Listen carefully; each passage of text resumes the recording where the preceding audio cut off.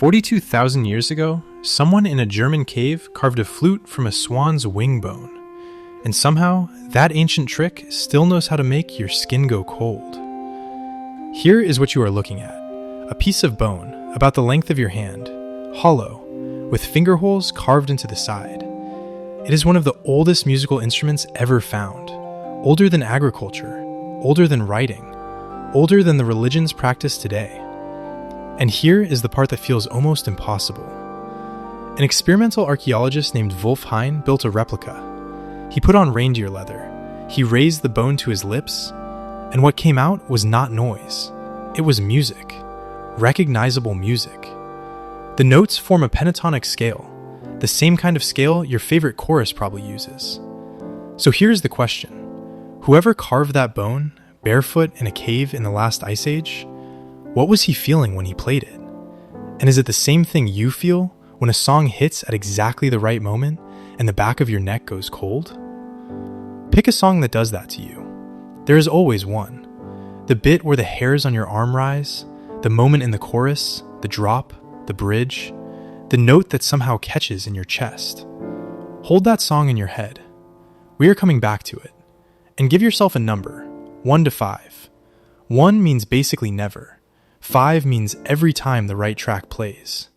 Remember your number, because in 2011, a researcher named Valerie Salimpour at McGill University asked almost the same question. What is happening in the brain when music gives you chills? Not when you say you like a song, not when you think it is beautiful, but the exact moment your body reacts. Her team did not use a survey. They used a needle. They took 8 people. Each brought in the one song that reliably gave them full-body chills. Then, they put them in a brain scanner and injected a faint radioactive tracer that binds to the brain's reward receptors. The trick is beautiful. When your own dopamine surges, it physically knocks the radioactive marker off the receptor, so the scan works backwards. Less glow on the screen, more dopamine in the brain. They hit play. The person lies still. The song builds. And then the scan changes. 2 specific spots in the deep core of the reward system, the striatum, go quiet. The caudate moves 15 seconds before the peak. The anticipation, the here it comes. And the nucleus accumbens moves the instant the chill hits, the release, the wave. The exact same hardware that responds to food, to sex, to cocaine, triggered by air pressure moving in patterns, just sound. Already strange, but correlation is not cause. Showing dopamine moving with the chill does not prove dopamine is making the chill. Maybe it is just following along. So the next experiment had to ask a sharper question. What happens if you manipulate the chemistry? In 2019, Laura Ferrari and her team in Barcelona tested exactly that. 27 people, 3 separate sessions, double blind. One session, they got levodopa, a drug that raises dopamine. Another session, they got risperidone, a drug that blocks dopamine receptors. The third session, a sugar pill. Nobody knew what they had swallowed. On levodopa, the music hit harder, more chills, a stronger physiological response. On risperidone, the chills collapsed. The same song that wrecked them an hour ago barely landed. The song did not change. The ears did not change. The memories did not change. Only one chemical circuit changed. The receipt is causal. So the thing you feel at the chorus is not just about the song. It is about what the song does to a reward system built for something else entirely. Which creates the next problem. If music plugs into ancient reward hardware, then everyone should feel it, right? Except a lot of people do not. Some people hear the same song you love, the same build, the same chorus, the same note, and their body stays quiet. No chills, no cold skin, no electric feeling in the chest. And a small group of people get almost no pleasure from music at all. They can hear normally. They can enjoy food, money, jokes, people, but music just does not land. In 2016, a researcher named Matthew Sachs went looking for the difference.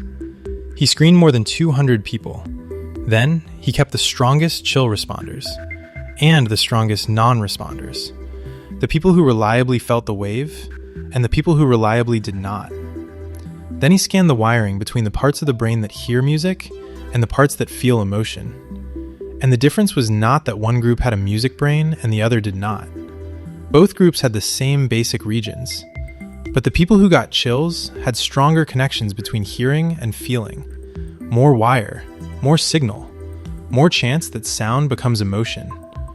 The non-responders heard the music, but the bridge from sound to feeling was thinner. So the chill is not just taste, it is not just mood.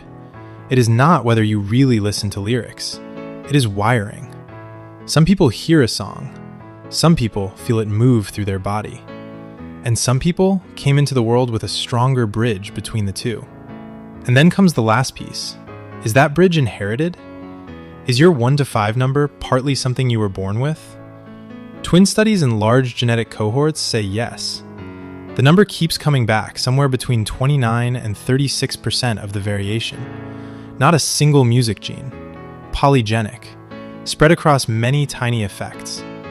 But your response to music, in real, measurable part, was handed to you before you ever heard your first song. So step back. 42,000 years ago, a human being sat in a cave and carved holes into a bird bone. We cannot know his name. We cannot know the song. We cannot scan his brain. But the architecture was there. The reward system, the anticipation, the release, the strange bridge between sound and feeling. The same kind of system that just fired when you thought about your song. Music is older than agriculture, older than writing, older than cities. And it may have survived for so long not because it was obviously useful, but because it found a shortcut. It slipped into a reward system that was already ancient.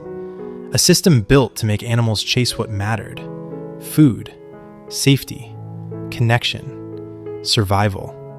And somehow, sound got in. So the next time a song hits you and your skin goes cold, what are you actually feeling? A memory? A chemical? A piece of wiring you inherited? Or something older than civilization itself? Drop your 1 to 5 in the comments. I want to see how many of you actually get the chills. And if your number is 5, maybe that feeling is not just yours. Maybe it is 42,000 years old. If this kind of weird science about yourself is your thing, hit subscribe. Next time, we're digging into something just as strange and surprising. See you in the next one.